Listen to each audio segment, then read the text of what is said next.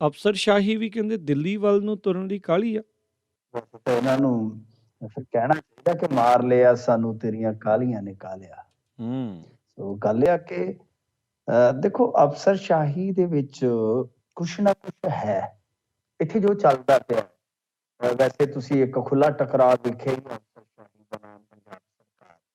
ਪਰ ਇਹ ਤੋਂ ਇਲਾਵਾ ਜਿਹੜੀ ਗੱਲ ਆ ਕਿ ਅਜੋਏ ਸ਼ਰਮਾ ਵਾਲਾ ਮਾਮਲਾ ਹਾਲ ਦੇ ਦਿਨਾਂ ਦੇ ਵਿੱਚ ਬੜਾ ਚਰਚਿਤ ਰਿਹਾ ਹੈ, ਜਿਹਦੇ ਵਿੱਚ ਕਿਹਾ ਗਿਆ ਕਿ ਜਿਹੜੀਆਂ ਮੁਹੱਲਾ ਕਲੀਨਿਕ ਦੀਆਂ ਮਸ਼ਹੂਰੀਆਂ ਸੀ, ਜਿਹਨੂੰ ਇਹ ਆਮ ਆਦਮੀ ਕਲੀਨਿਕ ਕਹਿੰਦੇ ਨੇ, ਜੀ। ਕਿ ਉਹਨਾਂ ਤੇ ਸਹੀ ਪਾਉਣ ਤੋਂ ਉਸ ਅਫਸਰ ਨੇ ਇਨਕਾਰ ਕਰ ਦਿੱਤਾ ਕਿ 10 ਕਰੋੜ ਦਾ ਬਜਟ, 30 ਕਰੋੜ ਦੀਆਂ ਮਸ਼ਹੂਰੀਆਂ, ਯਾਰ ਗੱਲ ਠੀਕ ਥੋੜੀ ਹੈ।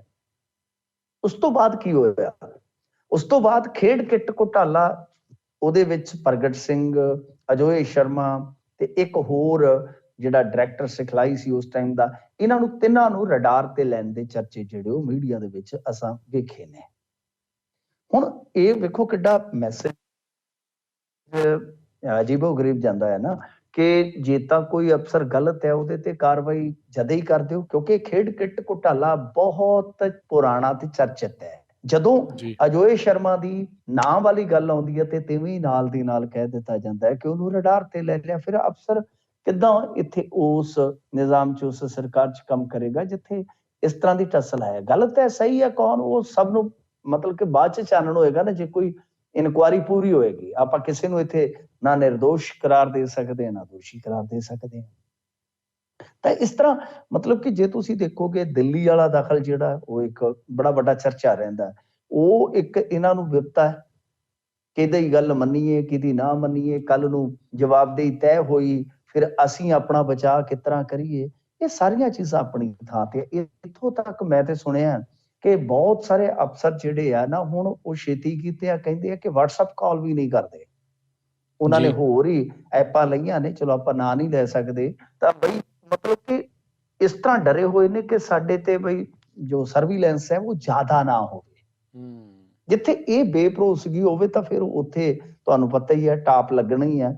ਸੋ ਫੇਰ ਬਦਲ ਤੇ ਇਹ ਹੋ ਰਿਹਾ ਵਾ ਕਿ ਕੇਂਦਰੀ ਡੈਪੂਟੇਸ਼ਨ ਤੇ ਜਾਣ ਵਾਸਤੇ ਚਾਹਵਾਨ ਜਿਹੜੇ ਅਫਸਰ ਹੈ ਉਹ ਜ਼ਿਆਦਾ ਵੱਧ ਰਹੇ ਨੇ। ਜਿਵੇਂ ਹੁਣ ਤੁਸੀਂ ਦੇਖੋਗੇ ਰਜਤ ਅਗਰਵਾਲ, ਕਰੁਣਾ ਰਾਜੂ, ਸੌਰਵ ਰਾਜ, ਇਹ ਜਿਹੜੇ ਅਫਸਰ ਜਿਹੜੇ ਲੰਬੇ ਸਮੇਂ ਤੋਂ ਇੱਥੇ ਪੰਜਾਬ 'ਚ ਟਿਕੇ ਸਨ। ਕਰੁਣਾ ਰਾਜੂ ਤਾਂ ਉਹਨੇ ਜਿਹੜੇ ਇਲੈਕਸ਼ਨ ਆਪਣਾ ਕੰਡਕਟ ਕਰਵਾਉਂਦੇ ਹੁੰਦੇ ਸੀ, ਤੁਸੀਂ ਦੇਖਿਆ ਹੋਣਾ, ਉਹ ਪੰਜਾਬੀ ਵੀ ਬੋਲਣ ਲੱਗ ਪਏ ਸਨ ਤੇ ਉਹਨਾਂ ਦਾ ਮਤਲਬ ਕਿ ਬੜਾ ਬੋਲਣ ਦਾ ਅੰਦਾਜ਼ ਤੇ ਬੜਾ ਜਿੱਦਾਂ ਕਹਿ ਲਈਏ ਨਾ ਸ਼ਾਹਿਸਤਗੀ ਵਾਲਾ ਲਹਿਜ਼ਾ ਹੈ। ਬੜੇ ਅਫਸਰ ਪਿਆਰੇ ਅਫਸਰ ਗਿਣੇ ਜਾਂਦੇ ਸੀਗੇ। ਪੱਤਰਕਾਰਾਂ ਦੇ ਵਿੱਚ ਵੀ ਉਹਨਾਂ ਦਾ ਖਾਸਾ ਸਤਿਕਾਰ ਸੀਗਾ। ਤਾਂ ਉਹ ਚਲੇ ਗਏ, ਰਜਤ ਚਲੇ ਗਏ, ਸੌਰਵ ਰਾਜ ਚਲੇ ਗਏ। ਹੁਣ ਕਹਿੰਦੇ ਕਿ ਅਨੀਰੁੱਧ ਤਿਵਾੜੀ, ਜਿਨ੍ਹਾਂ ਨੂੰ ਸ਼ੁਰੂ 'ਚ ਇਹਨਾਂ ਨੇ ਬਦਲਿਆ ਸੀ, ਸਾਈਡਲਾਈਨ ਕੀਤਾ, ਰਵਨੀਤ ਕੌਰ, ਸੀਮਾ ਜੈਨ, ਔਰ ਜਿਹਦਾ ਮੈਂ ਨਾਮ ਲੈ ਰਿਹਾ ਵਾਰ-ਵਾਰ, ਅਜੋਏ ਸ਼ਰਮਾ ਇਸ ਕਤਾਰ 'ਚ ਖਲੋ ਗਏ ਆ।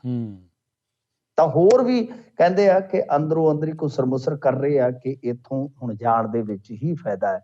ਤਾਂ ਕਿਤੇ ਨਾ ਕਿਤੇ ਫਿਰ ਰਾਜ ਕਰਨਵੀਰ ਸਿੰਘ ਜੀ, ਜਿਹੜੀਆਂ ਗੱਲਾਂ ਆਪਾਂ ਹੁਣ ਪਿੱਛੇ ਕਰਕੇ ਹਟੇ ਆ, ਉਹ ਗੱਲਾਂ ਤਾਂ ਪ੍ਰਗਟ ਹੁੰਦੀਆਂ ਨੇ ਨਾ ਕਿ ਇਹਨਾਂ ਦੇ ਵਿੱਚ ਸਹੀ ਤਾਲਮੇਲ ਨਹੀਂ ਹੈ।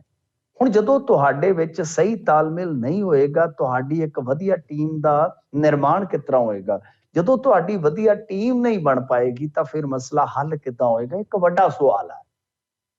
ਕਿਉਂਕਿ ਦੇਖੋ, ਮੈਂ ਕਹਿੰਦਾ ਹੁੰਦਾ ਕਿ ਪੰਜਾਬ ਇੱਕ ਐਸਾ ਮਰੀਜ਼ ਬਣਾ ਦਿੱਤਾ ਗਿਆ, ਗਲਤ ਦਵਾਈਆਂ ਦੇ ਦੇ ਕੇ ਐਸਾ ਰਿਐਕਸ਼ਨ ਹੋਇਆ ਕਿ ਹੁਣ ਉਹਦਾ ਇਲਾਜ ਕੋਈ ਇੱਕ ਡਾਕਟਰ ਨਹੀਂ ਕਰ ਸਕਦਾ। ਕਈ ਵਾਰ ਆਪਾਂ ਦੇਖਦੇ ਆ ਨਾ ਕਿ ਵਿਗੜੇ ਮਰੀਜ਼ ਵਾਸਤੇ ਜਾਂ ਕਹਿ ਲਓ ਕਿ ਵੱਡੇ ਆਪਰੇਸ਼ਨ ਵਾਸਤੇ ਡਾਕਟਰਾਂ ਦਾ ਪੈਨਲ ਜਾਂ ਡਾਕਟਰਾਂ ਦੀ ਟੀਮ ਹੁੰਦੀ ਹੈ।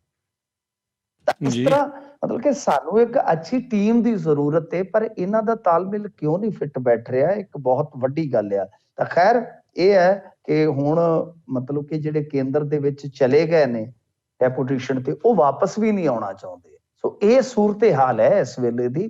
ਖੈਰ ਦੇਖਦੇ ਹਾਂ ਜੀ ਕਿ ਜਿਹੜਾ ਇਹ IAS ਅਫਸਰਾਂ ਦਾ ਕੇਂਦਰ ਪ੍ਰਤੀ ਮੋਹ ਵੱਧ ਰਿਹਾ ਹੈ, ਇਹ ਆਉਣ ਵਾਲੇ ਸਮੇਂ ਦੇ ਵਿੱਚ ਘਟੇਗਾ ਜਾਂ ਇਹ ਮੁਹੱਬਤ ਜਿਹੜੀ ਹੈ ਉਹ ਦਿਨ ਬ ਦਿਨ ਵੱਧਦੀ ਤੁਰੀ ਜਾਏਗੀ, ਵੱਧਦੀ ਤੁਰੀ ਜਾਏਗੀ।